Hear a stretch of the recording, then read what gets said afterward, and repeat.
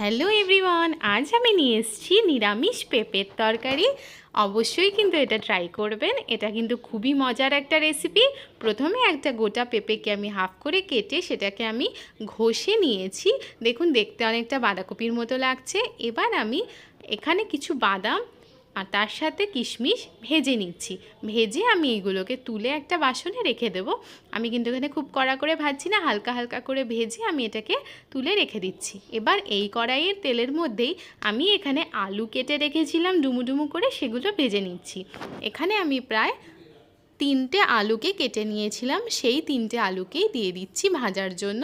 যেহেতু গোটা পেঁপের ব্যবহার করছি তাই জন্য আলুটাও আমি একটু বেশি এখানে নিয়েছি। আলুটা দিয়ে তেলের মধ্যে আমি খুব ভালো করে আগে এটাকে নাড়াচাড়া করে নিলাম। তারপরে ওই আলুর মধ্যে সামান্য পরিমাণে হলুদ আর অল্প একটু লবণ দিয়ে নিচ্ছি। দিয়ে আমি পুরোটাকেই নাড়াচাড়া করে নিচ্ছি যাতে আলুটার মধ্যে নুন আর হলুদটা ভালো করে মিশে যায়। তারপরে এটা ভাজা ভাজা হয়। ভাজা হয়ে গেলে এটাও কিন্তু আমি তুলে রেখে দেবো। দেখুন, আমার আলুটা প্রায় ভাজা ভাজা হয়ে গেছে। এবার আমি এটা তুলে একটা বাসনে রেখে দিচ্ছি। অন্যদিকে আমি একটা মশলা তৈরি করে নেব। তার জন্য এখানে আমি 2 চামচ জিরে বাটা নিয়ে নিচ্ছি। তারপরে এর সাথেই নিয়ে নেব 1 চামচের মতো লঙ্কা বাটা। ঝালটা আপনারা স্বাদ অনুসারে দিয়ে বাটাটা সেভাবে দেবেন। তার সাথে দিয়ে নিলাম হলুদ গুঁড়ো, লবণ আর কাশ্মীরি মির্চের গুঁড়ো। এখানে আমি কিন্তু লাল লঙ্কার গুঁড়ো ব্যবহার করছি না, শুধুমাত্র কাশ্মীরি মির্চি ব্যবহার করছি রঙের জন্য। তারপরে এর মধ্যে দিয়ে নিচ্ছি কিছুটা পরিমাণ জল। দিয়ে পুরোটাকে আমি জলের সাথে খুব ভালো করে মিশিয়ে নিচ্ছি। নিয়ে তারপরে আমি এটাকে রেডি করে রেখে দেব। ভালো করে দেখুন আমার এটা মিশে গেছে, রঙটাও বেশ ভালো এসছে। অন্যদিকে কড়াইতে যে তেলটা ছিল তার মধ্যে আমি জিরে আর তেজপাতা ফোড়ন দিয়ে নিচ্ছি। এখানে কিন্তু সাদা জিরে আর তেজপাতা ফোড়ন দিলেই হবে, অন্য কোনো ফোড়নের দরকার নেই। তারপর যে মশলাটা আমি রেডি করলাম সেই মশলাটা আমি ওই তেলের মধ্যে দিয়ে নাড়াচাড়া করে নিচ্ছি। আমাকে কিন্তু মশলাটা এখানে খুব ভালো করে কষাতে হবে। তার জন্য প্রথমে আমি তেলের মধ্যে ওটাকে নাড়াচাড়া করে নেব। তারপর সামান্য একটু জল দিয়ে খুব ভালো করে কষার জন্য রেখে দেবো। দেখুন, বেশ কিছুটা কষে গেলে আমি এর মধ্যে 1 চামচ চিনি দিয়ে নিচ্ছি। যেহেতু এটা পেঁপে নিরামিষ তরকারি, এতে কিন্তু একটু মিষ্টি না হলে ভালো লাগবে না।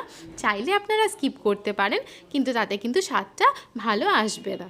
তাই জন্য আমি 1 চামচ চিনি দিয়ে ভালো করে নাড়াচাড়া করে এটাকে ভালো করে কষার জন্য রেখে দিলাম। দেখুন, আমার ভালো করে কষে গেছে, রঙটা ছেড়ে দিয়েছে, তেলও বেরিয়েছে অনেকটা। এবার যে পেঁপেটা আমি ঘষে রেখেছিলাম সেটা পুরোপুরি আমি এর মধ্যে দিয়ে দিচ্ছি। পেঁপেটা দেখুন দেখতে অনেকটা বাঁধাকপির মতো লাগছে, তাই অনেকেই কিন্তু বুঝতে পারবে না যে এটা আপনি বাঁধাকপি রান্না করেছেন না পেঁপে রান্না করেছেন। তারপরে আমি এটাকে দিয়ে মশলার সাথে খুব ভালো করে মিশিয়ে নিচ্ছি এবং নাড়াচাড়া করে নিচ্ছি। নাড়াচাড়া করে আমি কিন্তু এটাকে 1 মিনিট এভাবেই রেখে দেব, ভালো করে যাতে এটা মশলার সাথে মিশে যায়। দেখুন, এটা ভালো করে মশলার সাথে মিশে গেছে। 1 মিনিট আমি একদম কম আঁচে এভাবে রেখে দিয়েছি। তারপরে এর মধ্যে আমি গরম করে রাখা জল দিয়ে নিচ্ছি। আমি এখানে কিন্তু খুব বেশি পরিমাণে জল দেবো না, ততটাই জল দেবো যাতে এটা ভালো করে সিদ্ধ হতে পারে। দিয়ে আমি এবার এটাকে ঢাকা দিয়ে সিদ্ধ হওয়ার জন্য একদম কম আছে কিছুক্ষণের জন্য রেখে দেবো।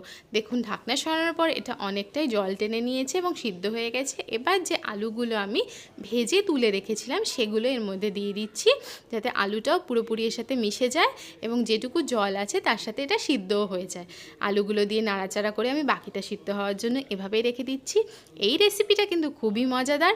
অনেকেই কিন্তু পেঁপে খেতে চায় না, তাই জন্য অবশ্যই করে খাওয়াবেন। ভাববে বাঁধাকপি, ভেবে খেয়ে নেবে, কিন্তু এতটাই সুস্বাদু হবে যে তারা কিন্তু আনন্দ করে পরের বার আবার খেতে চাইবে।